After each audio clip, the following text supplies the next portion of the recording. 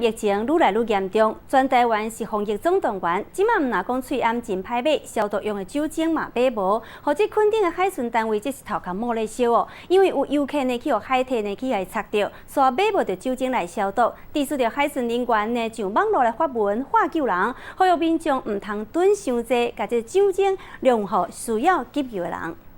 屏东垦丁遮天气有较烧热，有真侪民众拢会想要走来遮耍水。不过即马煞发生讲有游客伫海边啊，去互这个梯，也就是水母来定着，煞找无酒精通消毒的情形。镇内恒春镇内的药局完全都找不到这种东西，连酒精棉片也是最扯的，也是一样。游客去互梯夹着，就走来急救站。不过这个会当消毒降低痛疼的酒精，即马嘛拄好拢无啊。海巡人员伊走遍规个恒春的大细间药局，拢买袂到酒精，才无奈上网发文来求助。排在我前面的一个大姐也是一样，她酒精棉片下来，她从台南下来购买，她一次就买2箱，没了。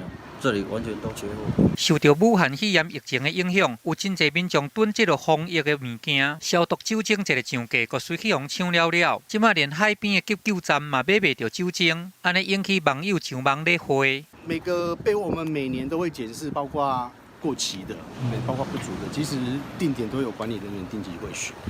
只是说特定的药品可能。 它不是标准用的话，就是有需要才会另外做。伫个事后，垦管处接到通知，随甲库存的酒精甲发送去各地这个急救站，嘛来盘点这个垦管处存的酒精，通优先来补充，嘛要呼吁民众唔通囤遐济防疫的物件，都要甲资源留予真正需要的人来使用。记者综合报道。